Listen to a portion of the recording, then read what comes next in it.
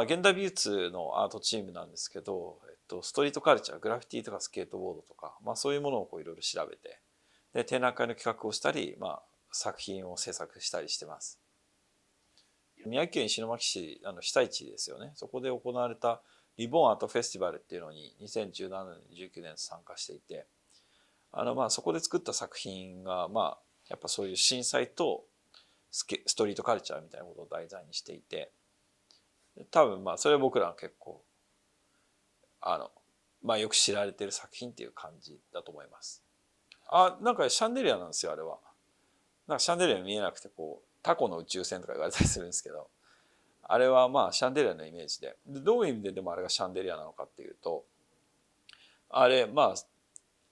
被災地で展示しても東京で展示しても工事現場みたいなのがどこにも夜になって広がるわけじゃないですか。なんかそれのある意味心臓部みたいなイメージで、なんか工事の光をその室内に入れてくるとか、そういう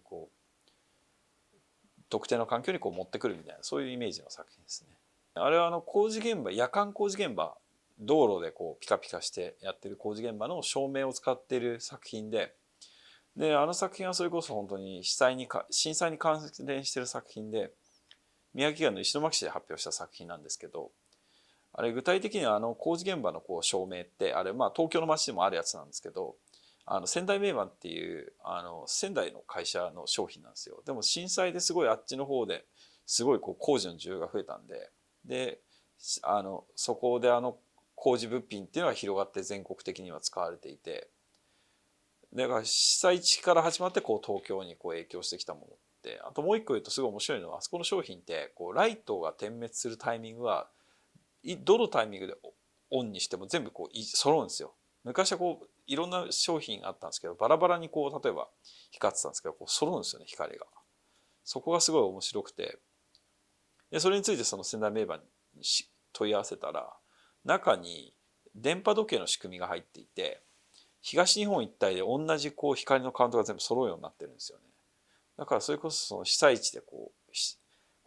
被災のその被災地で復興の工事してる光と、その東京でオリンピックの工事してる光っていうのは同期してるんですよね。そういう工事現場の道具について、路上にあるもんで面白いなと思って調べてって作った作品ですね。そういう北斗市にあった面白いアートムーブメントとかっていうのはやっぱもう興味ありますし、あとそういうストリートカルチャーの視点でいうと、北斗市とかって、でっかい山があって川が流れてるんで、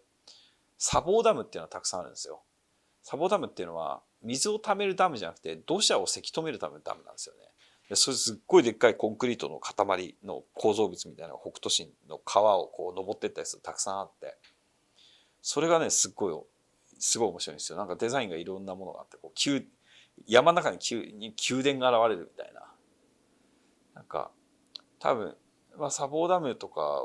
実際に見たりとかそこに何かやるみたいな作品あったら面白いだろうなっていうふうのは思ってます。